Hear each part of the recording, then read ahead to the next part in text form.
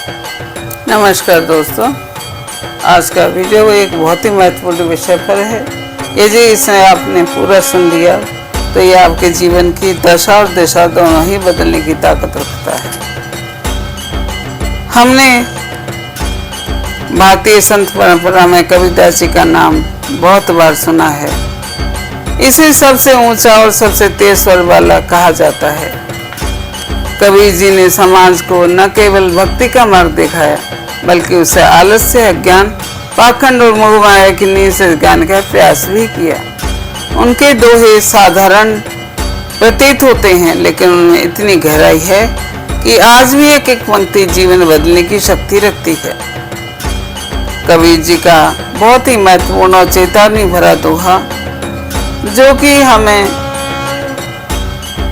एक चेतावनी देता है, हमारे मन में एक खलबली मचाता है कि हमें अपने जीवन की दिशा को बदलना होगा। जिस अंधी दौड़ में हम भाग रहे हैं, उससे हमें अपना मार्ग परिवर्तित करना होगा।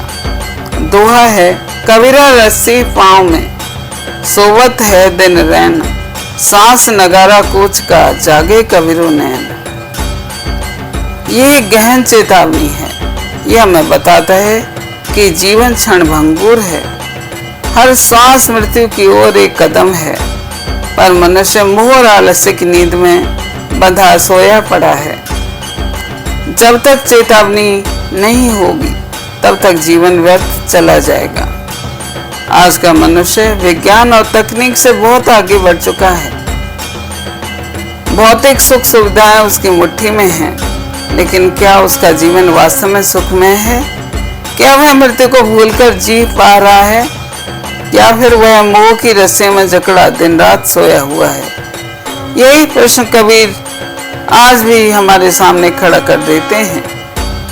दोहे का गूढ़ रहस्य है, रस्सी पाँव में, यानी कौन सी रस्सी की बात कर रहे हैं?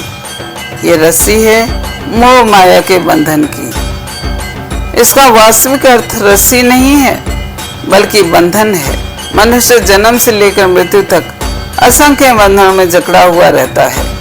घर परिवार का मोह, धन दौलत और प्रतिष्ठा की लालसा, इंद्रियों के सुख, मन की गुलामी, अहंकार, आलस्य और अज्ञान।